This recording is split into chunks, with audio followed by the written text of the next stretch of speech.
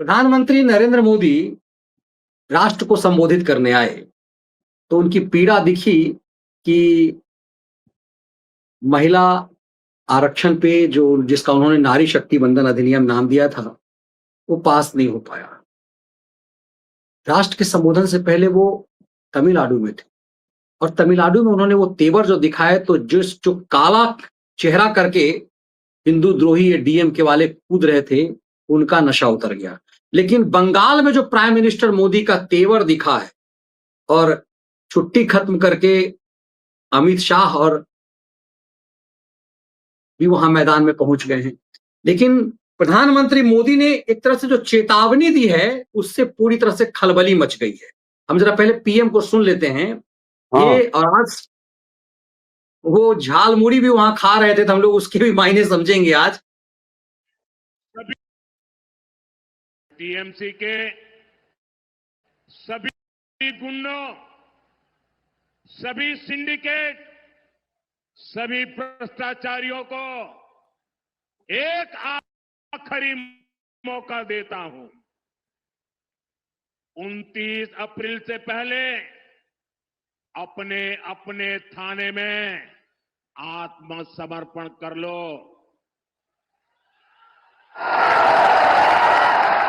पर 23 तारीख के पहले कर लो, क्योंकि 4 मई के बाद कोई भी बच नहीं पाएगा।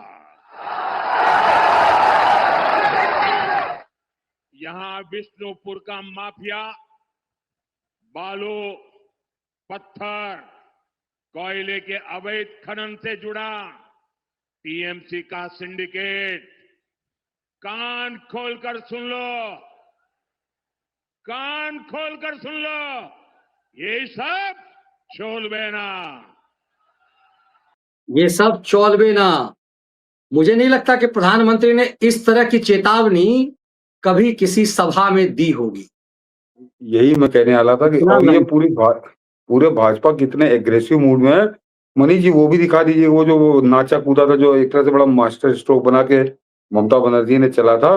तो ममता बनर्जी का जो काठ का उल्लू है वहां पे हुमायूं कबीर, जिसने बड़ा उस दिन वो स्टिंग ऑपरेशन वाला बड़ा नाटक किया था, उसको अमित शाह ने किस तरह से किन शब्दों में समझाया है, वो भी एक उदाहरण है कि भाजपा कितने एग्रेसिव मूड में आ गई है।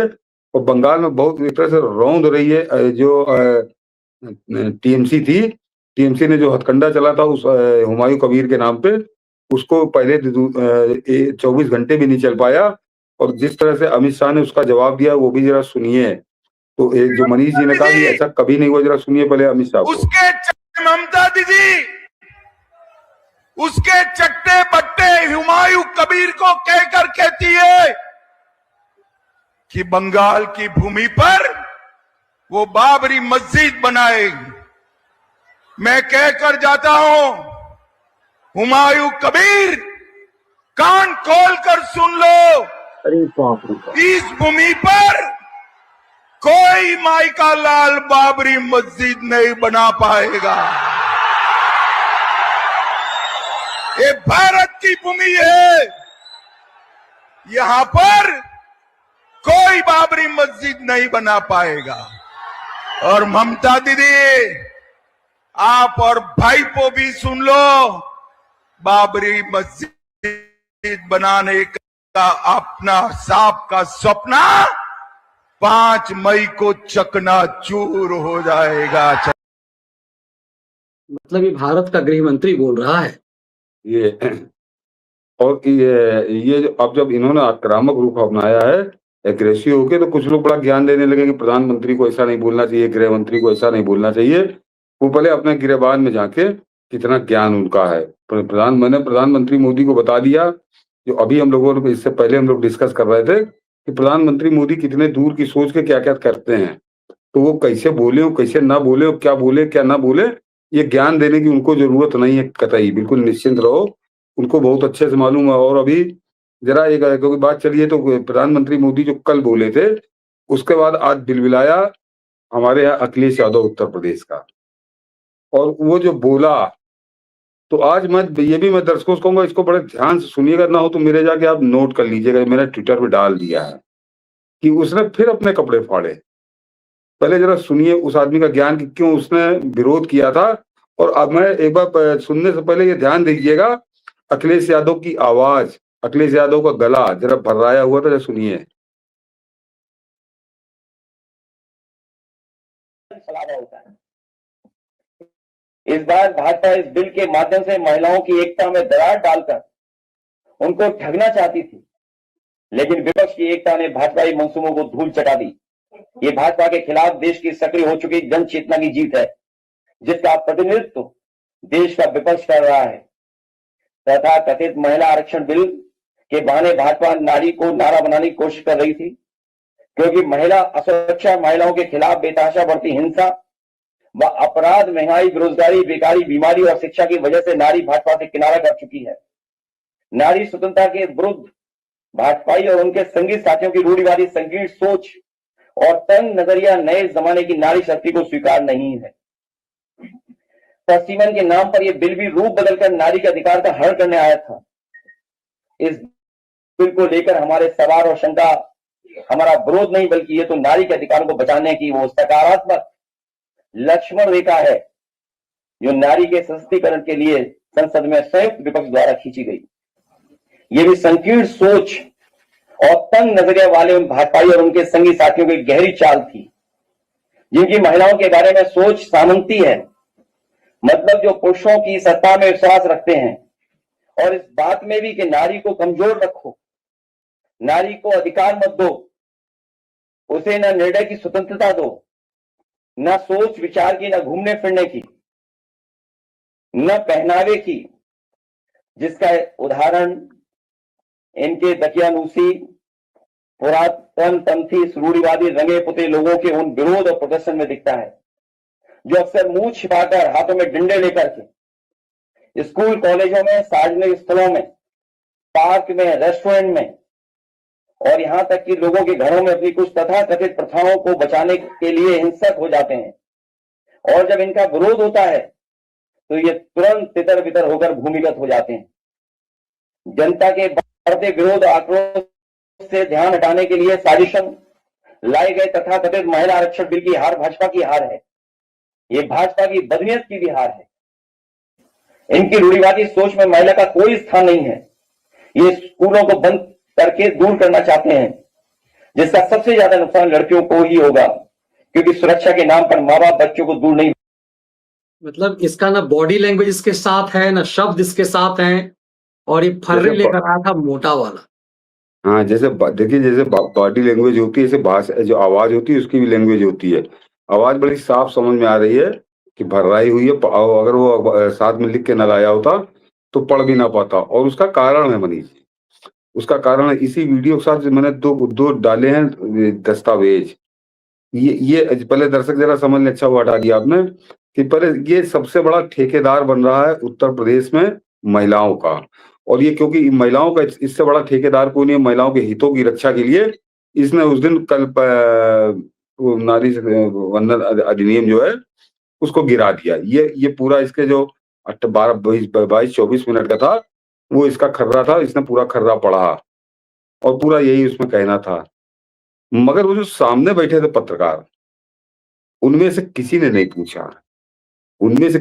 पूछा कि तुम इतने बड़े ठेकेदार हो महिलाओं के। और जरा दर्शक इसको समझें कि जब से देश आजाद हुआ लेके 2026 तक एनसीआरबी का ये आंकड़ा बताता है कि टॉप 3 साल कि 3 वो साल जहां पे महिलाओं के साथ बलात्कार की सबसे ज्यादा घटनाएं उत्तर प्रदेश के अंदर हुई, उनमें जो ऊपर के 3 साल हैं वो उसमें अखिलेश यादव का शासनकाल है। यानी 80 साल के इतिहास में उत्तर प्रदेश में सबसे ज्यादा बलात्कार की घटनाएं अखिलेश यादव के शासनकाल में हुई। जरा देखिए मनीष जी, जरा ये उत्तर प्रदेश बलात्कार के सर्वाधिक मामलों वाले टॉप 5 वर्ष। पहला है 2016, बलात्कार के मामले जरा गौर करिएगा 4816। ये टॉप है, आज तक रिकॉर्ड है उत्तर प्रदेश का कि इतने ज्यादा बलात्कार के मामले 80 साल में कभी नहीं हुए। ये 2016, जरा मनीष जी धीरे धीरे चलाइए। ये 2016 जो है, ये अखिलेश यादव जो 5 साल शासन कर चुका था, 3 महीने बाद चुनाव हुए, सरकार बह गई, तो 4,816 सबसे ज्यादा बलात्कार। और उसके बाद दूसरे नंबर पे 2015 में 4700 बलात्कार, यानी 2015 में 4700 बलात्कार होते हैं, उन पर रोक लगने के बजाय 2016 में और उससे 150 ज्यादा हो जाते हैं, 4815 बलात्कार होते हैं। और तीसरे नंबर पर 2014 यानी 3400 बलात्कार, या 2014 में 3400, 2015 में 4700 और 2016 में 4800। और ये रिकॉर्ड है 80 साल का। ये इनके यहाँ महिला सुरक्षा की स्थिति थी। और योगी आदित्यनाथ को जो 4-5 पे जो है, चौथे नंबर पे ये 3065 चौथे नंबर पे, और 5वें नंबर पे 2021 का है। और ऊपर लाइए मनीष जी थोड़ा सा, ये है 2845। तो योगी आदित्यनाथ जरा गौर अंतर, यहाँ 2845 और वहां 4816, यानी 2000 बलात्कार ज्यादा हो रहे थे तुम्हारे शासनकाल में, जब तुम 5 साल शासन कर चुके थे। योगी आदित्यनाथ का 10वां साल है, और उसमें से क्योंकि कोई ना कोई रहता है, तो वो उसमें जो आता है, तो उनका जो नंबर है वो 2800 घटनाएं हैं। और इसमें एक चीज और, इसकी बारीकी समझिए कि कैसे अखिलेश यादव के समय में यह बलात्कार की घटनाएं कहां पहुंची, कैसे हवा हो गई, कि जो टॉप 5 है उनमें 2 घटनाएं 2 साल जो है योगी आदित्यनाथ के 2800 और 3000। यानी अखिलेश यादव से पहले जब मायावती के शासन था, तो इससे 2800 से भी कम घटनाएं थी।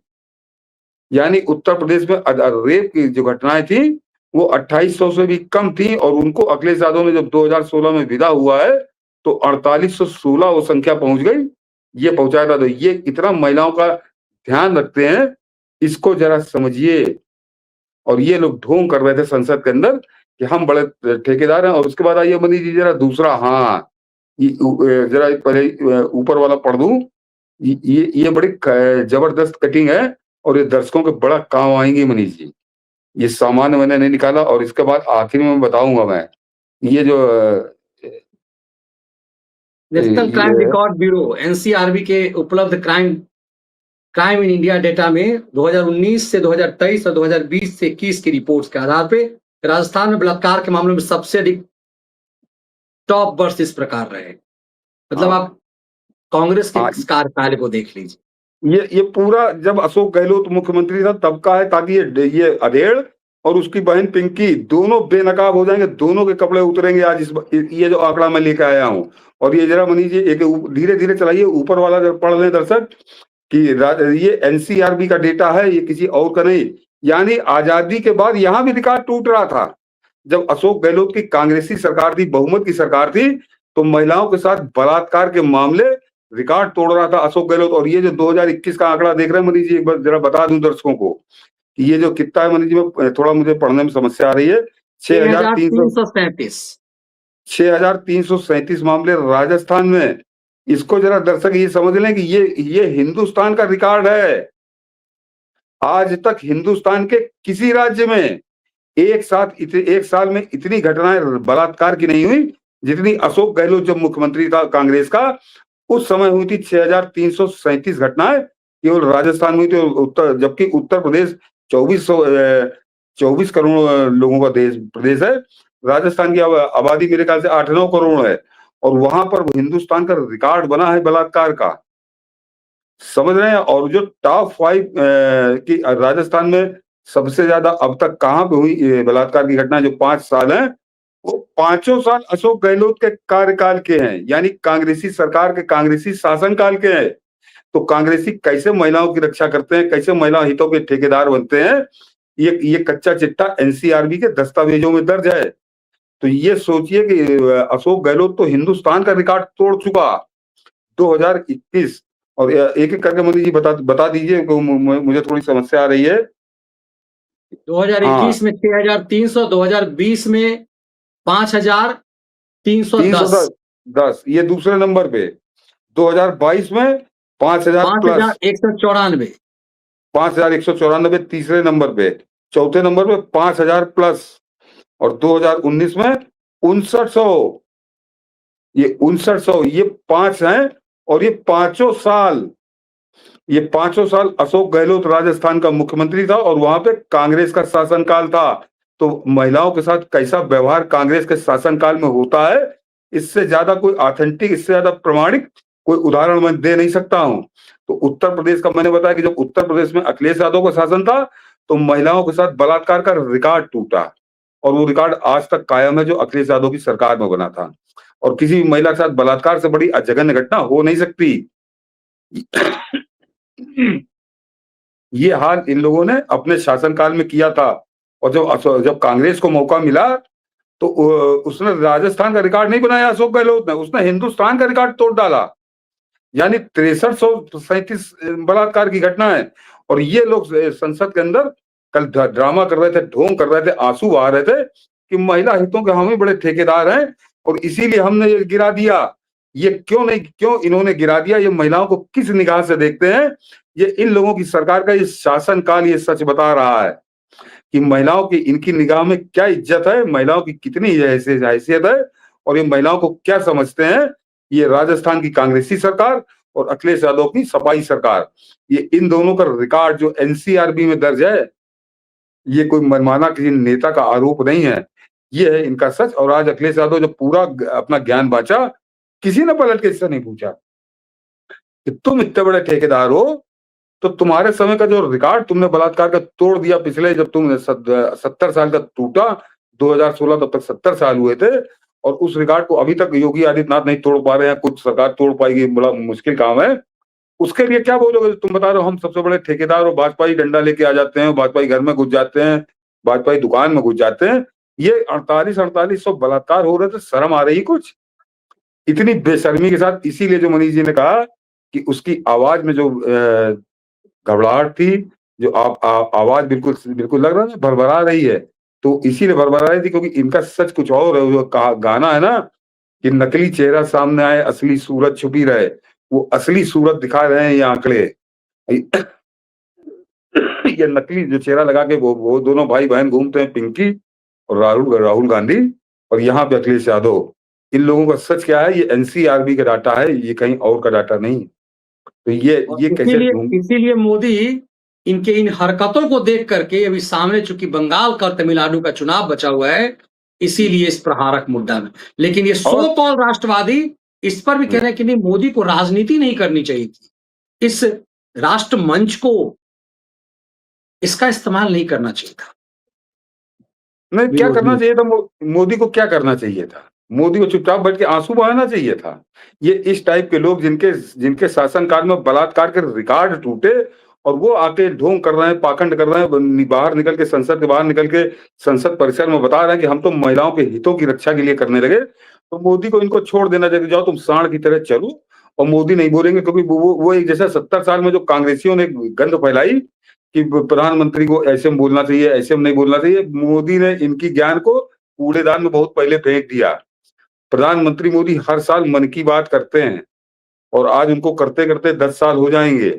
ये 10वां साल हो जाएगा उनका जब मई पूरी होगी और वो हर महीने करते हैं। तब वो क्या बातें करते हैं, कभी सुना नहीं लगता इन लोगों ने। क्या बातें करते हैं? वो आम आदमी की जिंदगी की बातें करते हैं, कोई रूस और अपनी संधि की बात नहीं करते हैं, अमेरिका के साथ क्या दांव चल रहा है ये बात नहीं करते। वो कूटनीति, अंतरराष्ट्रीय कूटनीति, बड़ी सामान्य सी बातें, बड़ी साधारण लोगों की बातें करते हैं। और ये भी बता दूं मनीष जी कि वह आकाशवाणी का जो लोग हैं जरा पता करिएगा कि आकाशवाणी के कार्यक्रमों में सबसे ज्यादा रेवेन्यू देने वाला अगर कोई कार्यक्रम है तो मन की बात है। इतना ज्यादा वो सुना जाता है। तो यहाँ पे जो बैठे दिल्ली के दलाल बैठे हैं, जो बैठे ज्ञान बांट रहे हैं कि प्रधानमंत्री को ये नहीं बोलना चाहिए, ये नहीं बोलना चाहिए, ये इस्तेमाल नहीं करना चाहिए, वो इस्तेमाल नहीं करना चाहिए। प्रधानमंत्री मोदी इनके ज्ञान पे चलते तो बहुत पहले विदा हो गए होते। प्रधानमंत्री मोदी हर महीने रेडियो पे, जो रेडियो तरह से आउटडेटेड हो चुका था, प्रासंगिक हो चुका था, आकाशवाणी की आय का सबसे बड़ा स्रोत है इस समय वो मन की बात कार्यक्रम। सबसे ज्यादा विज्ञापन उसको मिलते हैं मन की बात को। क्यों? कि उसको सुना जाता है। इस वजह से ये प्रधानमंत्री मोदी नहीं है, उसके कारण प्रधानमंत्री मोदी उसमें जो बोलते हैं वो जो गांव में बैठा आदमी है वो उसको सुनता है। तो प्रधानमंत्री मोदी जब कल बोलने आए थे तो वो इनके दिल्ली के दलाल लोगों के लिए नहीं आए थे कि दिल्ली में जो 5 स्टार लगा के मैं इस चैनल पे बैठता हूँ, मैं उस चैनल पे बैठता हूँ, मेरी वहां पे बकचोदी चलती है, उनके लिए नहीं थे, उनके लिए बोले भी नहीं थे वो उन्हीं लोगों के लिए बोले थे जिनको कोई नहीं सुनता। उन लोगों तक उनकी बात पहुंचे और वो उनकी बात सुनते हैं। ये मन की बात कार्यक्रम बता रहा है। तो ये जो ज्ञानी लोग बैठे हैं जो दिल्ली में जिनकी दलाली करते हुए दिन कट गए, पूरे बढ़ोतरी आ गई, उनको बड़ी आग लगी हुई, क्योंकि वो इस लाइन में कहीं है ही नहीं, वो पूरी तरह से अप्रासंगिक हो गए। तो उनको लग रहा है कि ये मोदी कैसे राजनीति ना करे तो क्या करे, मोदी राजनीति ना करे तो क्या करे, और ये सब भूल जाते हैं कृष्ण को। भाई कृष्ण से बड़ा राजनीतिज्ञ कोई नहीं था, कूटनीतिज्ञ कोई नहीं था। ये तो मनीष जी कल या परसों में बोल चुका हूँ कि राजनीति तो कर ही रहे थे, राजनीति दोनों पक्ष कर रहे थे। वो जो नंगनाच कर रहे थे उनको मैं अभी नंगा कर रहा हूँ। एनसीआरबी का डाटा बता रहा हूँ कि किस तरह से महिलाएं इनके समय में लुटी पिटी, इज्जत लुटी उनकी। और ये लोग बता रहे हैं कि हम महिलाओं के हितों के लिए हमने वो बिल गिरा दिया। यानी सफेद झूठ, इससे बड़ा झूठ नहीं हो सकता। इन पर इन दलालों को क्या कहना है? ये जो ज्ञान बांट रहे हैं कि प्रधानमंत्री मोदी क्या है? वो इस देश के प्रधानमंत्री हैं, और इस देश में जो आदमी बैठ के सड़क पे जूते में पालिश करता है उसके भी वो प्रधानमंत्री हैं। वो दिल्ली के दलालों के प्रधानमंत्री नहीं है, दिल्ली के दलालों के ज्ञान पे चलने वाले प्रधानमंत्री नहीं है। वो जो दलाल बैठता है उसके प्रधानमंत्री नहीं है, वो जो जूता गांठता है उसके भी प्रधानमंत्री हैं, उसका भी वो ध्यान रखते हैं। और ये कोई लफाजी नहीं है। 4 करोड़ मकान जो बना के उन्होंने दिए हैं वो ऐसे ही लोगों को दिए हैं। 10 करोड़ अगर उन्होंने शौचालय बना के दिए हैं तो ऐसे ही लोगों को दिए हैं। ये दिल्ली के दलालों को बैठ के अगर सुनते तो कहते इनके हिसाब से कहते प्रधानमंत्री काम शौचालय बनवाना थोड़ी है, ये यही ज्ञान देते। बोला ही था कि लाल किला शौचालय की बात करने के लिए थोड़ी ना है। तो ये जो तथाकथित अभिजात वर्ग है, बड़ा अपने आप को अभिजात समझता है कि बड़ा ज्ञान है इनके पास। ये ज्ञान तुम पोटली बना के अपने बगल में रखो। प्रधानमंत्री मोदी कल बिल्कुल सही बोले, और उसी का नतीजा आज ये बिलबिलाता हुआ अखिलेश यादव बाहर आया, और वो गायब है। वो मेरे ख्याल से थाई आइलैंड चला गया मनीष जी। वो अधेड़ जो है वो तब से उसके बाद वो गायब हो गया। वो पिंकी के कल उसने रस्म अदायगी की, वो भी उसको अपने भाई से लड़ना था। उसके बाद से जवाब नहीं सूझ रहा किसी को। प्रधानमंत्री मोदी ने जो अटैक किया बिल्कुल सही अटैक किया है। और मैं बताऊं मनीष जी बात इसकी चल गई, कई लोग ऐसे आज भी कभी जिक्र करूंगा।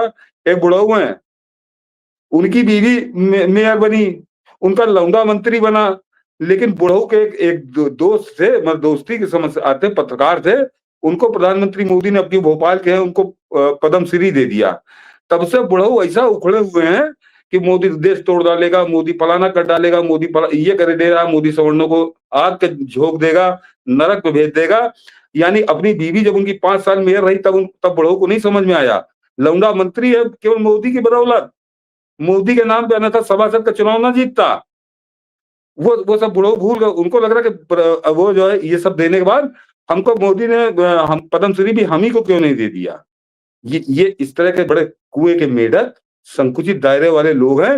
वो रोज आजकल फेसबुक पे पा रहे तो मौका पाके वो केवल मोदी को ही समर्पित हो गए कि मोदी ये कर रहा, मोदी वो कर रहा। लग रहा कि देश के अंदर 140 करोड़ लोगों में एक ही दुष्ट आदमी पैदा हुआ था जिसका नाम है नरेंद्र मोदी। उनको सुन लीजिए। और बीवी और बच्चे सब मौज ले रहे हैं, सबने मौज ली भरपूर। केवल बुढ़ऊ को पद्म श्री नहीं मिली और एक दूसरे आदमी को मिल गई। तो बुढ़ऊ इतना आग बबूला है। ये जो लोग विरोध करते हैं ना, इनको नंगा कर रहा हूं मैं आपके सामने।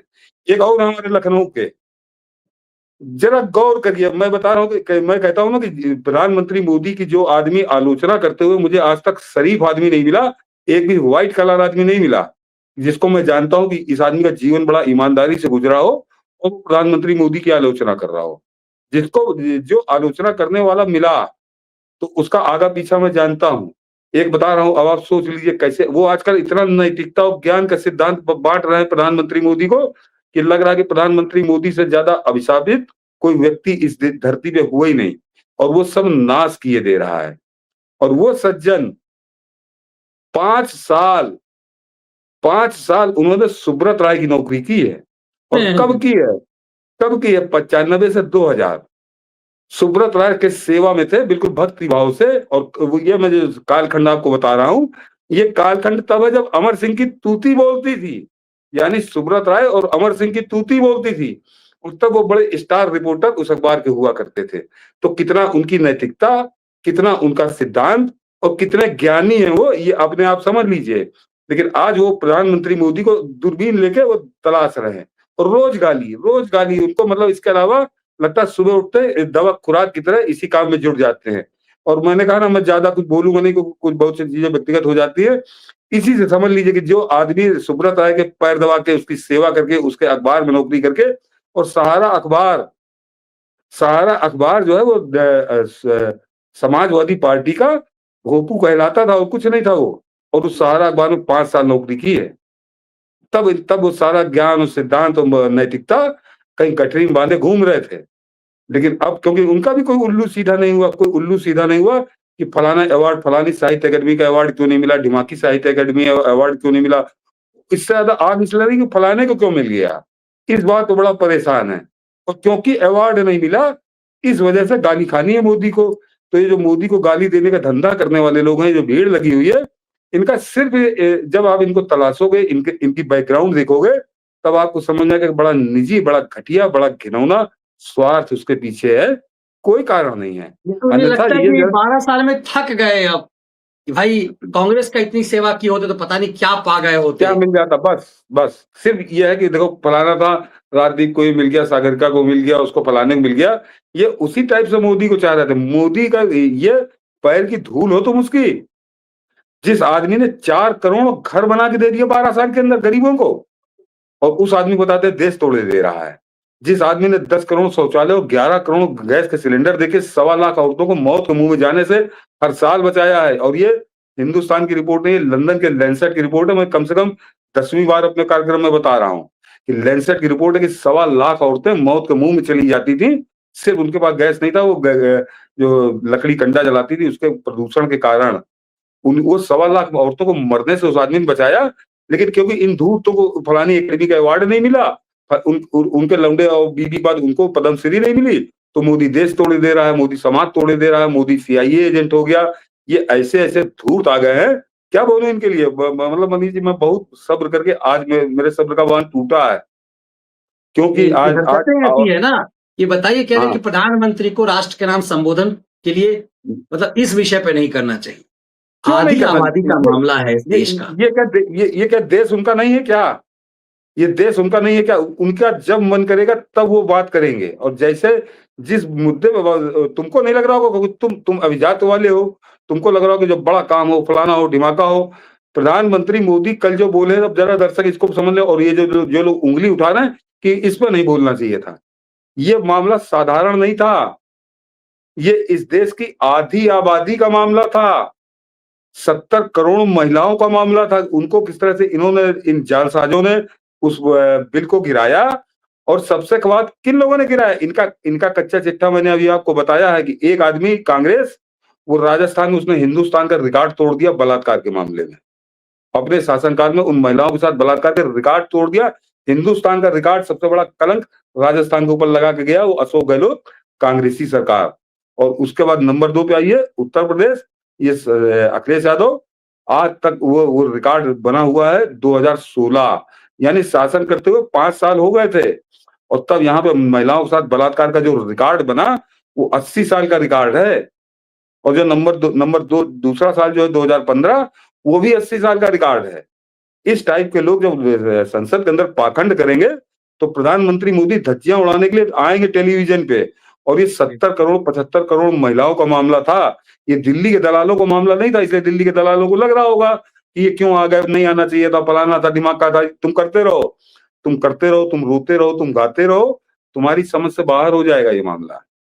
मैंने कहा ना मनीष जी, मुझको अच्छे से याद है जिस समय उन्होंने मन की बात शुरू करी थी, तब भी ये ज्ञान बांट रहे थे। कहते मन की बात कौन सुनता है, रेडियो आजकल कौन सुनता है।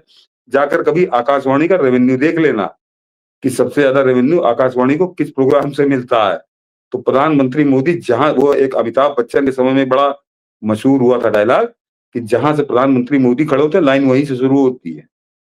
तो वो जो काम उन्होंने किया है वो वहीं से काम शुरू हुआ है। ये बाकी तुम अपना रोते गाते रहो, ये तुम्हारा पूरा इतिहास है, फिर रहोगे।